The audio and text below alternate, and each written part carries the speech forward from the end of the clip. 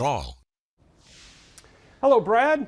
Chris, back. it was just last week we were talking about these little dire wolf puppies. The dire wolf actually went extinct more than 10,000 years ago. The people at Colossal Laboratories and Biosciences actually extracted 72,000-year-old DNA from remains of a dire wolf. They created 3 little dire wolf puppies, as we're going to see here in just a couple of moments. And we all were marveling at how wonderful they were and everything. But the problem is, have they actually been brought back from extinction, as Colossal Biosciences claim? And that's part of a big controversy now that is brewing in the scientific community. I've seen this at a number of places, but this was posted at the BBC News. Okay. Experts dispute claim dire wolf brought back from extinction.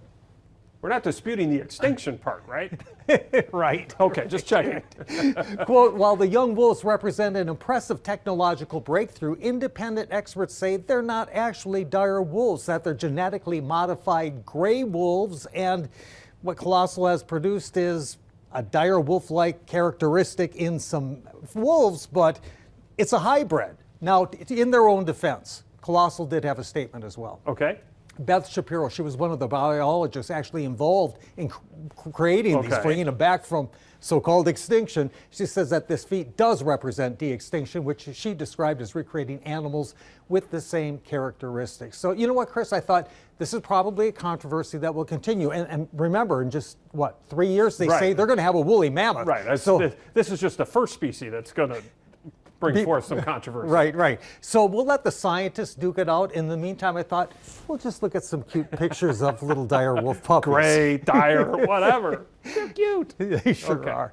Okay, and then another update on something we haven't talked about in a while, the bird flu. And this is an interesting headline.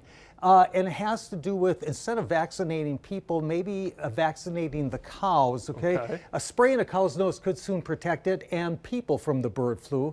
So here's what we know about this. I think this is an interesting idea.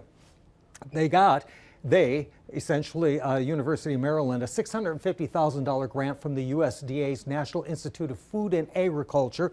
It'll fund the researchers at the University of Maryland and the ARS, which is a portion of the USDA there, to develop this nasal vaccine to protect dairy cattle. Now, when I first read this, I thought, $650,000 isn't much, considering that, the U.S. government already shelled out, I think it's more than $500,000 to Moderna to develop a vaccine for humans. But here's the catch.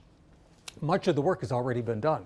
They're going to use the grant funding to adapt a nasal spray technology they originally developed for COVID-19 and human influenza, so they might have to just tweak it a little bit. And the goal here is essentially to vaccinate the cattle, because most of the people who have been infected caught it from cattle because they work around the cattle that have it, okay? So that's how it would benefit people as well. And one more quick thing I wanted to mention.